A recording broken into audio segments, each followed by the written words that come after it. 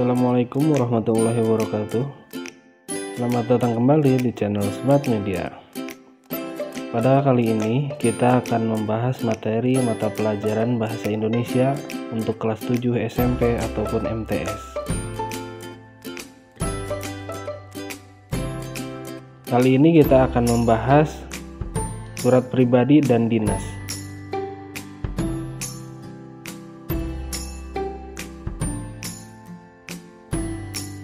Yang pertama, kita harus mengenal surat pribadi dan dinas. Yang akan kita pahami yang pertama adalah pengertian, kedua ciri-ciri. Mari kita mulai dengan pengertian. Dimulai dengan pengertian surat pribadi. Surat pribadi adalah bentuk komunikasi tulis atau surat menyurat yang dilakukan oleh seseorang kepada orang lain sebagai pribadi, bukan sebagai wakil atau berkaitan dengan urusan yang berkaitan dengan kelembagaan ataupun kedinasan dan resmi.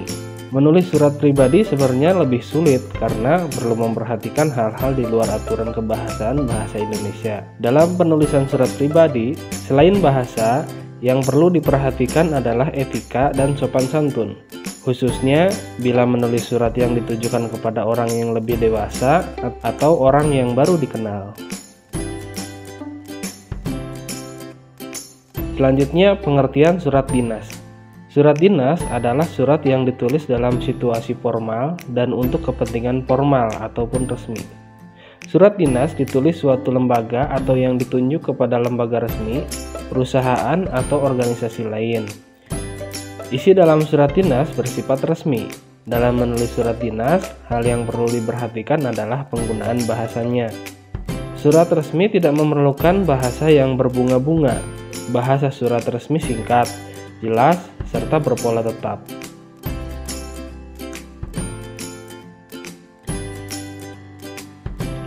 Ciri-ciri surat pribadi adalah sebagai berikut. Yang pertama, surat pribadi adalah bentuk komunikasi interaktif antara orang pertama atau pengirim.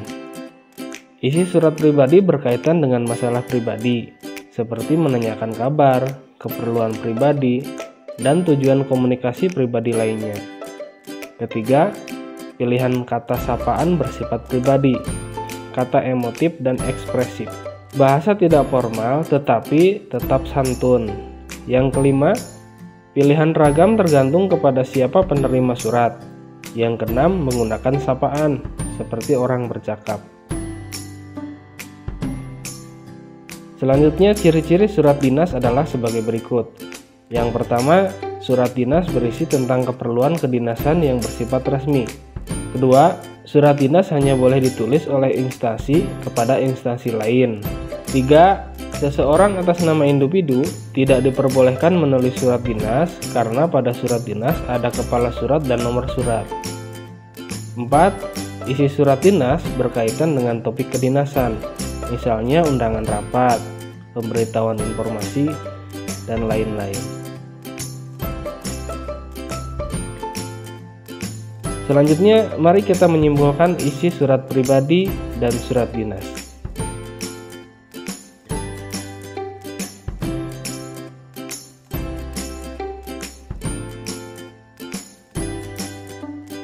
Di sini kita lihat ada contoh surat pribadi. Surat pribadi tersebut dikirim oleh Paskalina untuk Ibu Dewi yang menanyakan kabar dari Ibu Dewi. Paskalina merasa kesepian karena kepindahan Ibu Dewi ke Bogor. Selain itu, surat tersebut berisi permohonan atau permintaan dari Paskalina agar tidak melupakan siswa-siswi di Kota Kupang. Yang kedua, contoh surat dinas. Surat dinas tersebut merupakan surat pemberitahuan yang dikirim oleh SMPN 43, ditunjukkan kepada pimpinan Museum Hasanuddin Makassar dan menyampaikan ucapan terima kasih atas pelayanan atau kunjungan ke museum, merasa puas dan berpesan supaya dapat kerjasama yang baik ini dapat dilanjutkan di masa mendatang.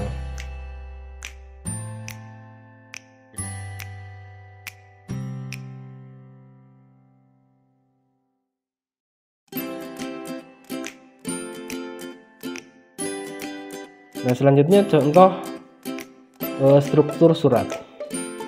Struktur surat ini yang pertama ada nama dan alamat surat. Alamatnya itu dari Malang, tanggal 29 November 2015. Yang kedua, salam pembuka, yaitu bisa diucapkan dengan Assalamualaikum atau salam kangen.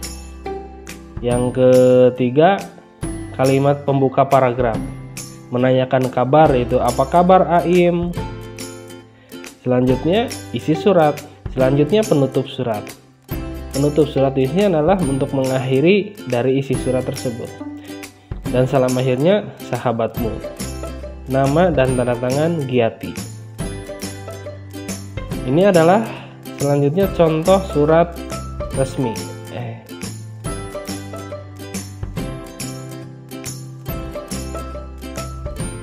Ini adalah secontoh surat dinas.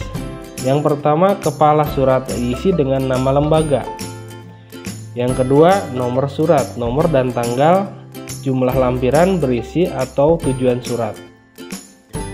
Yang ketiga, alamatnya. Alamatnya kepada Kuarcap Jakarta Pusat. Salam pembuka, boleh dengan hormat, boleh dengan Assalamualaikum. Yang ketiga, paragraf pembuka. Inti suratnya adalah untuk mempertimbangkan pinjaman tenda tersebut dalam lampiran proposal kegiatannya. Selanjutnya paragraf penutup. Atas perhatian dan dikabulkan permohonan ini, kami mengucapkan banyak terima kasih. Terus salam penutupnya yaitu dengan hormat kami. Dan yang terakhir, mengetahui capsek kepada kepala sekolah dapat dicantumkan untuk memperkuat tanda tangan ataupun nama tanda tangan pengirim.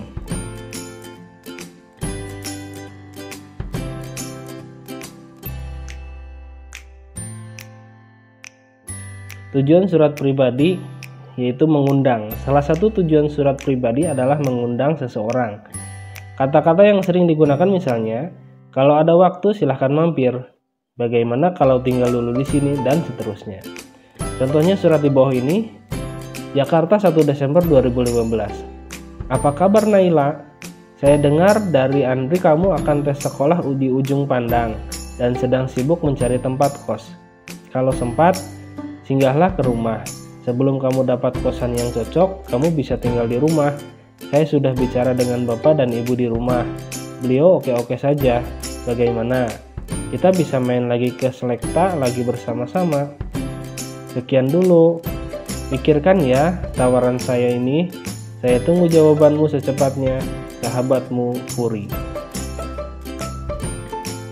Selanjutnya surat tujuan pribadi, yaitu memohon atau meminta. Tujuan penulisan surat pribadi selain mengundang adalah memohon atau meminta. Kata-kata yang sering digunakan misalnya, bolehkah saya tinggal sementara di sini? Maukah kamu menemaniku selama liburan di Bali, dan sebagainya. Di bawahnya adalah contoh surat pribadi dengan memohon atau meminta.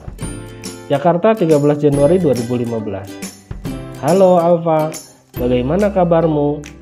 Semoga segala sesuatu lancar-lancar saja.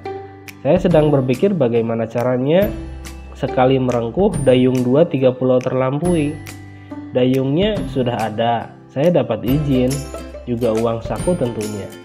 Untuk liburan ke Malang, saya ingin menikmati indahnya alam di sana. Kalau memungkinkan dan tidak keberatan, saya ingin menginap di rumahmu 4 hari saja. Selain itu, saya juga ingin kamu menemaniku ke museum transportasi. Tolong ya. Oh iya, mau kan jawab surat ini secepatnya agar saya dapat mempersiapkan segala sesuatu atau merancang rencana baru jika belum memungkinkan liburan ke Malang.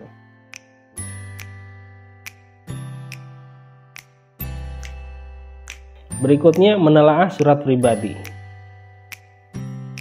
Bahasa yang digunakan surat pribadi adalah bahasa percakapan sehari-hari. Walaupun begitu, tetap harus memperhatikan etika yang disesuaikan dengan penerima surat tersebut. Contohnya salam. Salam semangat pelajar, itu penerimanya adalah bagi teman sebaya. Kalau untuk orang tua, salam sayang untuk bunda, itu adalah untuk orang tua. Kalau kalimat pembukanya, apa kabar Erni? Itu untuk teman sebaya. Kalimat pembuka untuk orang tua adalah Bunda, dia merindukan Bunda. Itu adalah penerima salamnya sebagai orang tua. Baiklah, untuk sementara sekian materi kali ini, dan tunggu video tentang surat pribadi dan dinas pada part 2 selanjutnya. Tunggu video-video berikutnya. Bantu subscribe, share, like, and comment supaya channel Smart Media bisa berkembang dan menyajikan video-video yang bermanfaat lainnya. Semoga video ini bermanfaat. Wassalamualaikum warahmatullahi wabarakatuh.